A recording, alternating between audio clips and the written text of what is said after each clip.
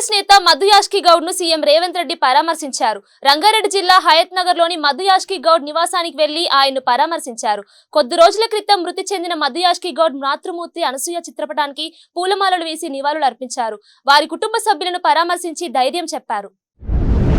రిజర్వేషన్లు రద్దుకు ప్రధాని మోదీ కుట్ర చేస్తున్నారని ఆరోపించారు సీఎం రేవంత్ రెడ్డి. 10 ఏళ్ల బీజేపీ పాలనపై గాంధీ భవన్ లో ప్రజా ఛార్జ్ షీట్ రిలీజ్ చేశారు. ఈ కార్యక్రమంలో ఏఐసీసీ కార్యదర్శి దీపాదాస్ మున్షి, మంత్రులు కోమటిరెడ్డి, భట్టి, పొన్నం పరువుల అధికారులు పాల్గొన్నారు. గాంధీ భవన్ లో బీజేపీపై ప్రజా charge sheet ఆవిష్కరించింది Congress. CM Revanth, deputy CM Bhatti, Deepa Das Munshi, మంత్రులు ఈ ఆవిష్కరణకు హాజరయ్యారు. మోడీ ప్రభుత్వం రైతులను, యువతను, దళితులను మోసం చేసిందన్నారు సీఎం రేవంత్ రెడ్డి. 20 కోట్ల ఉద్యోగాలు ఇస్తామని 7 లక్షల ఉద్యోగాలు ఇచ్చారన్నారు సీఎం. ఢిల్లీ సరిహద్దులో లక్షల మంది రైతులు 16 నెలల ధర్నాలు చేశారని, రైతులను ఆదుకుంటామని 3 నెలల చట్టాలను తెచ్చారని ఫైర్ అయ్యారు. కరీంనగర్ ఎంపీ అభ్యర్థి రాజేందర్ రావు, వరంగల్, ఖమ్మం, నల్గొండ ఎమ్మెల్సీ అభ్యర్థి తీన్మార్ మల్లన్న ముఖ్యమంత్రి రేవంత్ రెడ్డిని మర్యాదపూర్వకంగా కలిశారు. జూబ్లీహిల్స్ లోని తన నివాసంలో మర్యాదపూర్వకంగా కలిశారు. లోక్సభ ఎమ్మెల్సీ అభ్యర్థిగా తమను ప్రకటించడంపై కృతజ్ఞతలు తెలిపారు.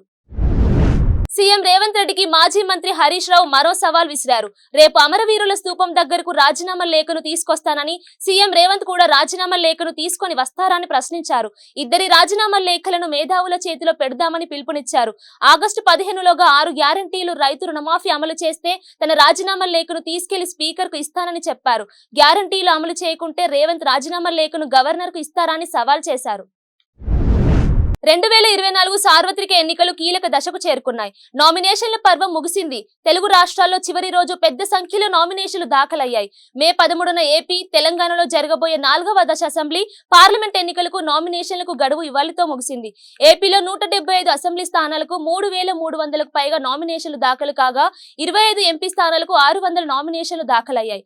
తెలంగాణలో 17 ఎంపీ స్థానాలకు 600కు పైగా నామినేషన్లు దాఖలైనట్లు సమాచారం. వరంగల్, ఖమ్మం, నల్గొండ గ్రాడ్యుయేట్ స్థానం ఎమ్మెల్సీ ఎన్నికల షెడ్యూల్ విడుదలైంది. మే 2వ తేదీన నోటిఫికేషన్ రానుంది. మే 2 నుంచి 9 వరకు అధికారులు నామినేషన్లు స్వీకరించనున్నారు. మే 13న నామినేషన్ల ఉపసంహరణకు అవకాశం, 27న పోలింగ్, జూన్ 5వ తేదీన కౌంటింగ్ ఉంటుందని ఎన్నికల సంఘం అధికారికంగా ప్రకటించింది. పల్లా రాజేశ్వరరెడ్డి రాజీనామాతో ఖాళీ అయిన ఎమ్మెల్యే స్థానం. యాదాద్రి భువనగిరి జిల్లా రామన్నపేట కాంగ్రెస్ పార్టీలో చేరికల పర్వం కొనసాగుతుంది. ఎంపీ అభ్యర్థి చామల కిరణ్ కుమార్ రెడ్డి ఆధ్వర్యంలో చేరికలు కొనసాగుతున్నాయి.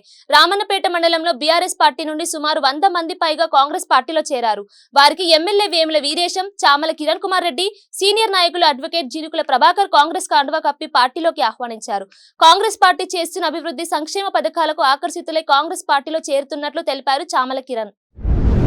పార్టీలో చేరికలపై తెలంగాణ కాంగ్రెస్ సీనియర్ నేత, మాజీ ఎమ్మెల్యే జగ్గారెడ్డి కీలక వ్యాఖ్యలు చేశారు. జగ్గారెడ్డి, కోదండరెడ్డి సమక్షంలో పలువురు కాంగ్రెస్ లో చేరారు.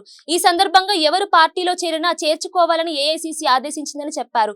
పార్టీ అభ్యర్థికి నష్టం చేసిన వాళ్ళు అయినా చేర్చుకోవాలని ఏఐసీసీ నిర్ణయం తీసుకుందని వెల్లడించారు. నాయకులు ఎవరు నారాజ్ కావద్దు, కలిసి పని చేయాల్సిందే అని సూచించారు. నాకు వ్యతిరేకంగా పనిచేసిన వాళ్ళు వచ్చినా చేర్చుకోవాలని అధిష్టానం చెప్పిందని గుర్తు చేశారు. రాష్ట్రంలో 12 ఎంపీ స్థానాల్లో బీజేపీని గెలిపించాలని కేంద్ర హోంశాఖ మంత్రి అమిత్ షా పిలుపునిచ్చారు.